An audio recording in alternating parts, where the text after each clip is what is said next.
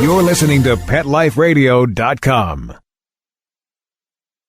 Is your pet stressed out? Does your pet need annual vaccines? Which pet is best for a child? Would you know if your dog was in pain?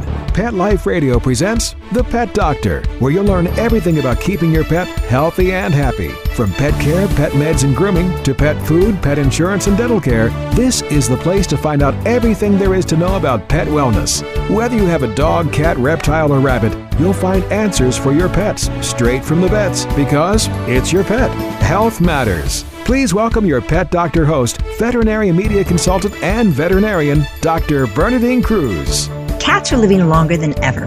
Why? More of them are living indoors. Their owners are teaming with veterinarians to address health needs in a more proactive manner, along with advances in medical research. With their increased lifespan comes aging.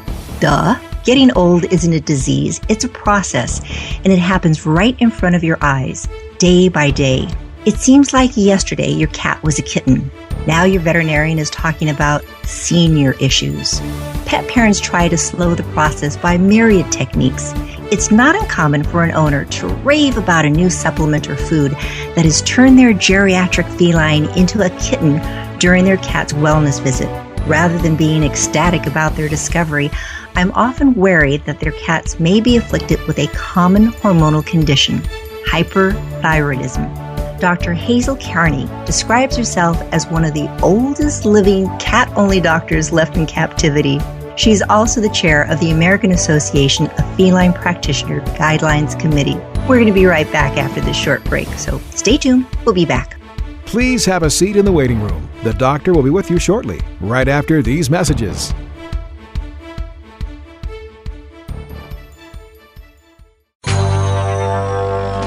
It's DesignerPetSweaters.com. Hand-knitted designer sweaters for your precious pup or cool cat. Beautiful couture patterns for your pets, including custom-knitted formal wear, casual wear, yachting, and even sports-themed. Many designer pet sweaters include feathered tammy hats, top hats, and a lot of sparkle. Each sweater includes leg loops, front paw sleeves, and leash opening. Visit DesignerPetSweaters.com to order your four-legged fashions today. Large or small, we fit them all. DesignerPetSweaters.com.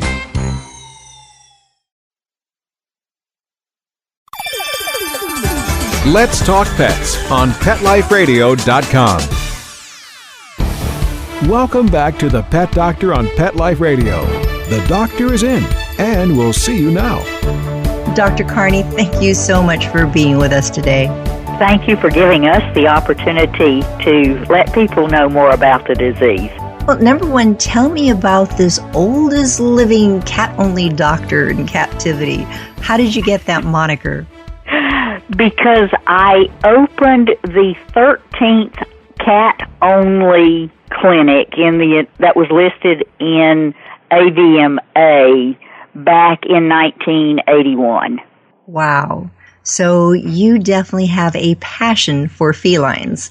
Yes, and they've been trying to train me all these years. That's exactly. You own a cat and you are not training them. They are training you. This condition that we're going to be talking about, hyperthyroidism, this is also a passion of yours, and you've been working on this condition for a period of time. Yes, actually, because the disease was not discovered or first published until 1979, 1980, I have been seeing it since the disease emerged almost. Wow. This is something when I remember I was in veterinary school that they didn't really talk about. It was something that little by little seemed to be coming to the forefront. And now in my practice, I see all too many cats with this condition. How common is it? Well, it occurs in up to 10% of the cats over 10 years of age that we as veterinarians see today, at least here in the United States. So people are going, well, that's nice. It's kind of common. What would they see? What are some of the common signs associated with hyperthyroidism? Most of the time, owners notice weight loss, and when it's in a cat that they've been trying for years to actually diet, they become really excited about it. Others see just a more active cat. They may blame it on the new kitten in the household, but sometimes they don't have that stimulus, and the cat is still all of a sudden running around, not sleeping in its favorite places, but rather jumping up to the windowsill and all sorts of things. Some of them will notice an increase in the number of times that they see their cat drinking water or the volume of urine that they're scooping out of the litter box.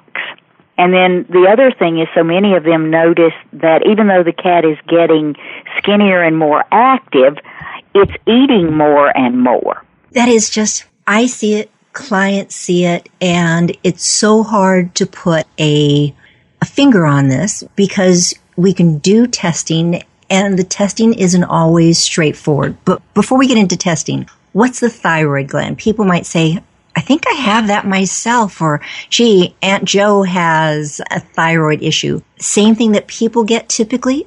No, actually more people have an underproduction of hormone. The gland is actually a two-lobed piece of tissue in the neck, and it does occur in a similar location in people and the cats. It's in the lower front of the neck lower portion of the front of the neck, and it normally cannot be felt in cats. MDs can quite often feel even a normal human thyroid gland. So when we start to suspect the disease, we get lucky because the mass does enlarge and then we can feel it as part of our diagnostic techniques. So, Dr. Carney, I know there are times some people seem to have more sensitive fingers than others. And, I've gone to lectures and they say you're supposed to run your fingers up and down the cat's throat in the area where the voice box would be. And you can feel this. And it's like, there's many times I'm doing this and I just don't palpate it. So when I see a mature kitty with the signs you're saying, boy, it seems like it's active and it's losing weight and it has this ravenous appetite and it's running around like crazy and sometimes it's howling all night, just signs that nothing in particular. I'll run blood work and sometimes it just is not giving me the answer. Am I missing something, or is that fairly common that it's not black and white? Actually, yes, we do see a percentage of the cats that we have difficulty diagnosing initially. Part of that relates to the fact that if the cat has other significant medical problems, the actual value of the thyroid hormone on the blood test is lower than we would expect for them being hyperthyroid. So we have to factor in other things that we find on physical exam and lab work to help us decide whether the value of T4 is actually what we would expect, or we should go do some additional testing to confirm that the cat is hyperthyroid. Because you're right, Dr. Carney, it's not unusual. Just as we get older, things start wearing out. And usually it doesn't seem to be just one thing that gives out on us. There's a myriad of things that give out. So it seems as though these older kitties may have a little bit of some kidney weakening, and that could cause them to drink more water. Or diabetes, and that's causing them to eat more, lose weight.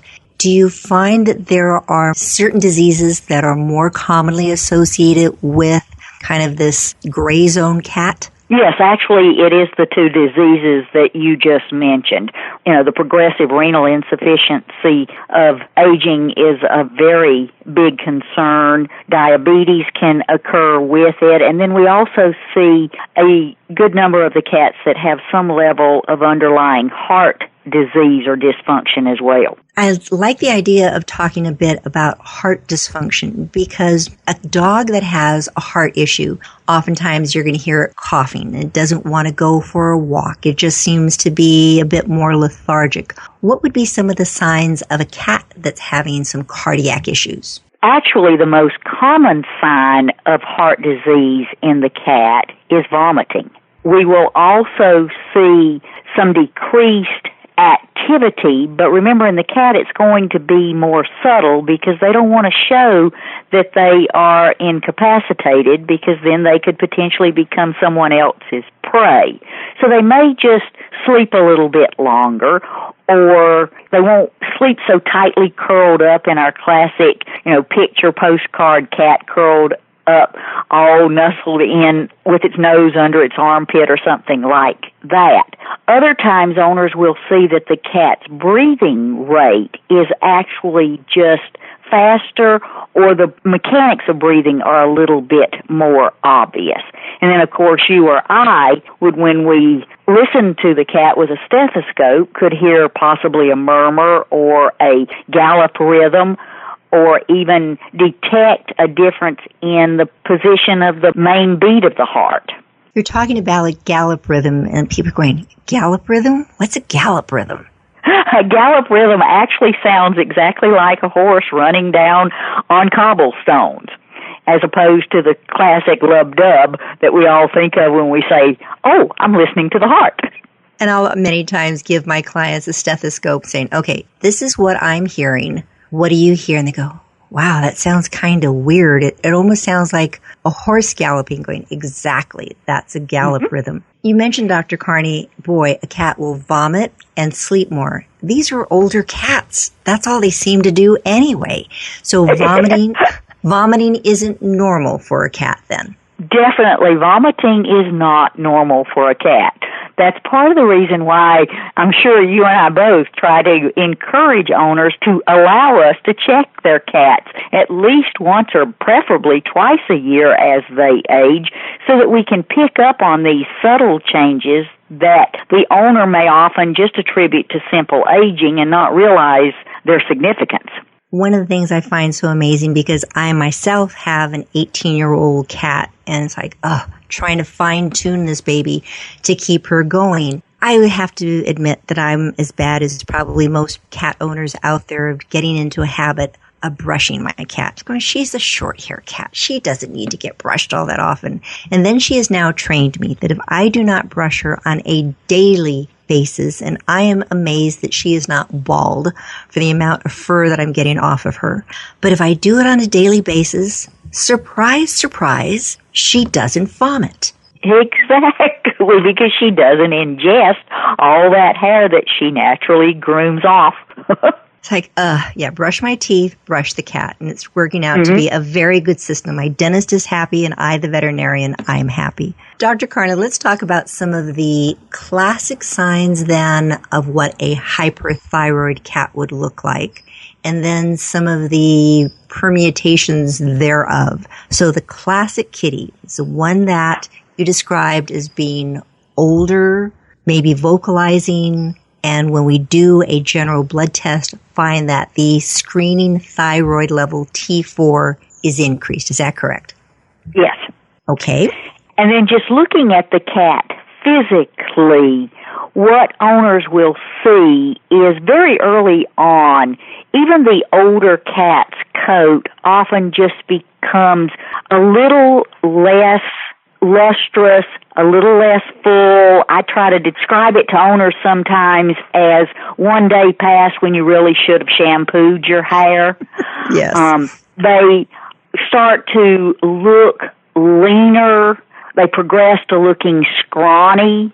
They are very wide-eyed, which is one of the key things that owners don't pick up on, is they think the cat is just more alert. But this is actually secondary to the hypervigilant state of hyperthyroidism. So you have a old scrawny cat that should be sleeping its life away, but if you look at it, its eyes are almost bug-eyed sometimes.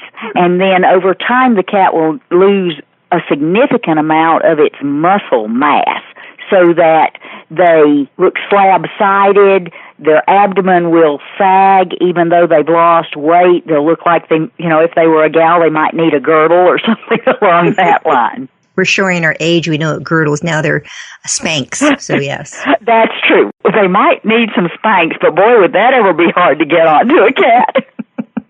So that is kind of the classic kitty. Then you can have the cat that maybe we'll look at it going, it has some of these other signs, as you mentioned. It could be kidney disease. It could be a diabetic kitty. So there are other conditions that can mimic it. Yes. Quite often early in the disease, because we are putting this on our radar earlier, we don't see that classic scrawny, weight loss, unkempt cat with the big bulge in its neck. We see just a cat that's lost a little bit of weight, maybe a little bit leaner through the face, a little bit more alert, but just not anywhere nearly overt. And with those early stages, people say, do I treat now? Do I retest? What is the recommendation then of the American Association of Feline Practitioners? The recommendation is to go ahead and treat the cat once the diagnosis has been established, because maintaining a cat in a hyperthyroid state over time causes both prolonged progressive debilitation of the cat as well as can increase the risk of development of other problems. Particularly of concern is the development of hypertension in a very long-standing situation. Also, we now know that hyperthyroidism over time can cause additional damage to the already aging kidneys, and we'd like to prevent those sorts of problems. Dr. Carney, I have to admit, there have been cats look like it, smell like it, taste like it. They look like they should be a hyperthyroid cat. I'll do the blood work, and it comes back maybe not extremely elevated levels, but increased. All right, I'm going to confirm this, and I will do the specialized blood test, the thyroid by equilibrium dialysis, fancy terms for is it or is it not. And it comes back that it's elevated. And then I know we're going to be talking about various ways of treating, but then we'll do some additional tests, and it's not a hyperthyroid cat. What did I miss? You didn't necessarily miss, because these other diseases can mimic hyperthyroidism. I mean, progressive renal insufficiency cats can look as debilitated as our hyperthyroid cats. Other times, gastric or intestinal lymphosarcoma, a form of malignancy, will mimic the signs of hyperthyroidism. So just because they look like it doesn't mean they have to be it. Or they might be in the early stages and haven't fully developed all the signs. People listening to this right now, listeners, are going, hypertension in a cat. It just lays there. How can a cat have high blood pressure? And how would you ever know it has high blood pressure? I'd love to have you describe how you take a cat's blood pressure, besides carefully. Well, we actually have blood pressure cuffs available that do very effectively detect the blood pressure of a cat. Some of them require that we shave an area behind the large pad on either of the front feet, apply some gel, and then connect with an electrode. Others use only a cuff with an audible sound attached to it. And most feline veterinarians now do blood pressure tests routinely on cats as part of their wellness exam each year. We can also test the cat's, get its blood pressure from the artery at the base of its tail, which some cats actually will tolerate better than on one of their limbs. It is amazing to watch. My technicians have become extremely good at this, and oftentimes I'll have my clients come in and say, bring a book, bring a cup of coffee for yourself, patience, and your cat, and let's take its blood pressure. So they'll come in, let it relax, take a few readings, going, all right, it's a little elevated. Maybe the kitty just didn't appreciate your driving. Stay here with the cat. We'll come back in a few minutes, do it again, and sometimes we'll take a series of readings and then look for an average and throw out the ones that are really, really crazy, going, no, the kitty was nervous at that time. So yes, people, blood pressure can be taken with the cat. I'm chatting with Dr. Hazel Carney. We're speaking about hyperthyroidism in our geriatric cats. We're going to stop right here, take a short break, and we're going to be right back talking about some of the other signs your kitties will show and treatments that are possible. We'll be right back. Please have a seat in the waiting room. The doctor will be with you shortly, right after these messages.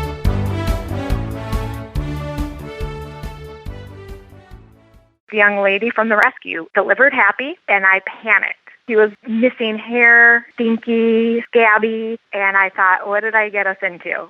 The cause of his issue was poor nutrition. It was neglect. The other owners didn't care enough about him to give him the nutrition he needed. But I have a vet that I trust, and she recommended Dinovite. DINOVITE.com. I ordered the first 90-day supply, and within a couple weeks, his skin started clearing up. He didn't smell. He had more energy. He just had a glow and a bounce about him. We've been using Dinovite for the last year, and Happy the rescue dog is Happy the healthy dog.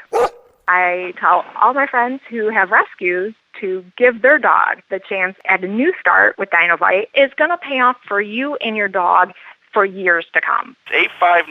859-428-1000. 859-428-1000. DINOVITE.com. Are you having trouble getting the word out about your new pet product or invention? Let Whitegate PR open the gate to your marketing and public relations efforts. We've been specializing in public relations in the pet industry for over a decade. From press releases to media relations and publicity to pet trade shows and launch events to social media, the pet-friendly team at Whitegate PR has you covered. If you listen to the wise words of Bill Gates, he says, "If I had $1 left, I'd spend it on PR." Learn more at whitegatepr.com. Let's talk pets. Let's talk pets On Pet Life Radio. Pet Life Radio. PetLifeRadio.com. Welcome back to the Pet Doctor on Pet Life Radio. The doctor is in, and we'll see you now.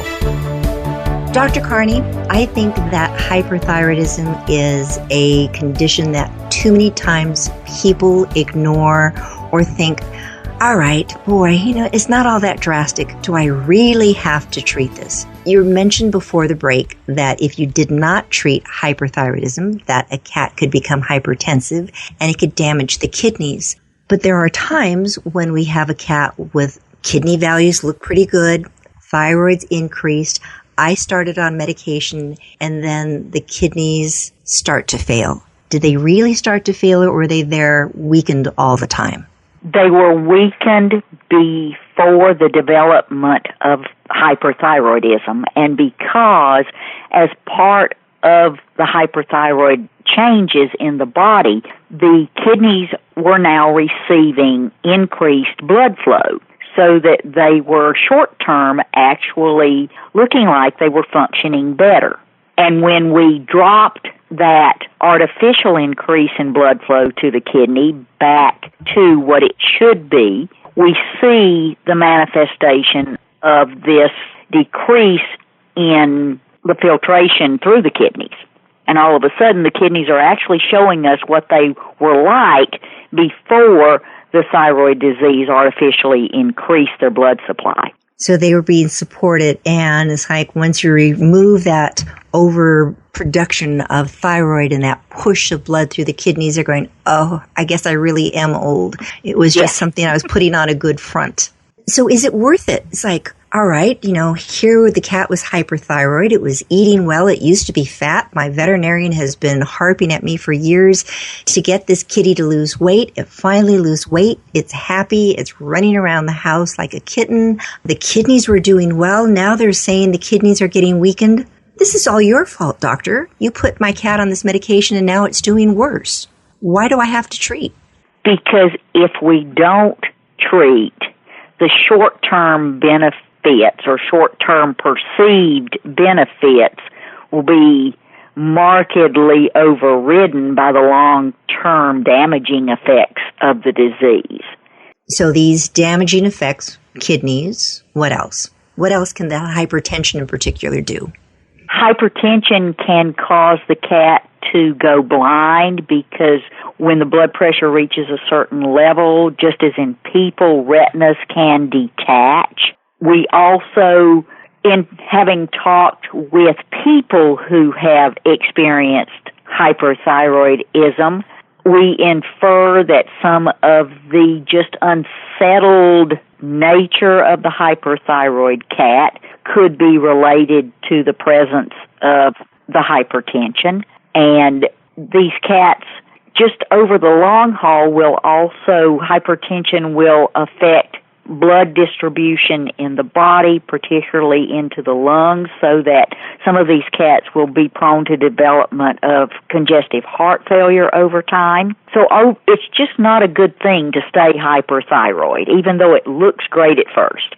All right. I have a cat that's hyperthyroid. Cats in general, trying to get any medication into them is hellacious. So now you, the veterinarian, are saying, oh, all right, we have a treatable condition. You just need to give your cat medication twice a day for the rest of its life. And the look is, you come home and try to do this because it's not going to happen. What are the typical treatment options that are available? So mention medication.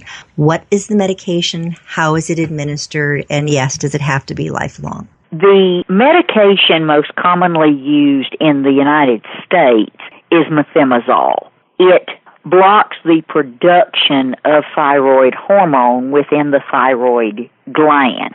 We can give it orally, and we actually do have flavored, chewable, tasteable options that some pharmacies will compound. We have very small tablets that many owners can learn to administer with very little stress. And we also have the option of applying the drug, what we call transdermally, where they rub a little tiny bit of ointment into the low hair side of the ear. And believe me, that is a spectacular way of doing it. I've had many a client who said, I cannot do this, going, all right, let's try transdermal. And they go, oh my goodness, this is spectacular. It is well worth any investment to do it. The cat still loves me. Yes, exactly. And we also tend to see fewer upsets of the GI system from the methimazole when they use the transdermal route. Thank you for bringing that up, Dr. Carney. What are some of the side effects? Because I'll know that, yes, all of a sudden it's like, boy, my cat was really happy and now it seems really lethargic. So no, it's now showing that it's an older kitty. But we have some skin conditions that occur. Tell us about the skin conditions in particular. Yes, a small portion of cats do develop an itchy, hair-losing, scabby type skin condition, generally on their face, when they are receiving the methimazole. It is usually transient in that if we stop the medication, give what we call a drug vacation, and come back later, cats can often then tolerate the drug for the rest of the duration that you recommend it, either lifelong or until they have a different form of permanent therapy performed. These cats they look terrible, they itch a lot, but we can manage it very effectively short term, sometimes with topical steroids, other times with or injectable forms. And then other side effects from the drug are, the potential especially for GI upset. So a little vomiting, diarrhea, things they were doing before anyway, too. All right. Yes, exactly. So people might be listening going, all right, you said there were these glands in the neck and it's enlarged. Why don't you just get rid of them? Just surgically remove them. We can do surgical removal to make anesthesia much less risky. It is ideal to give these cats the methimazole beforehand to bring down the thyroid value into the normal range. The surgery, of course, in any older cat, anesthesia is our biggest concern. And these cats, if they are very debilitated by their disease, of course, then surgery is riskier as well. But surgery is a very viable option in the hands of surgeons that feel comfortable doing it and who have a dedicated anesthesia team that helps them with it. There's a lot of very important structures in that area also of the neck. You have to be so careful not to damage nerves and blood vessels that are there because the side effects of that can be devastating. So we have medical therapy, methimazole. We have removing the gland. One of the things that I love to mention to clients because it basically is a cure for most cats is I-131. Explain that, please. I-131 is as a radioactive form of iodine that the abnormal cells in the cat's thyroid gland take up and then are killed by the radiation. So we tend to get rid of only the cells that are functioning abnormally. And the cells die gradually over a short interval, so the potential for many side effects is much lower because it is a gradual kill rate, and the cats do quite well with it overall. Now, listeners are probably going, my cat is glowing in the dark. I don't want to have a radioactive cat in my home. No, this is just not a possibility. How is it done? And I know this is done in people. If you can explain the treatment in people and in animals, how one's outpatient and one is kitty stays in the hospital for about a week. In both people and cats, the form of radioactive iodine can be either a capsule or an injection.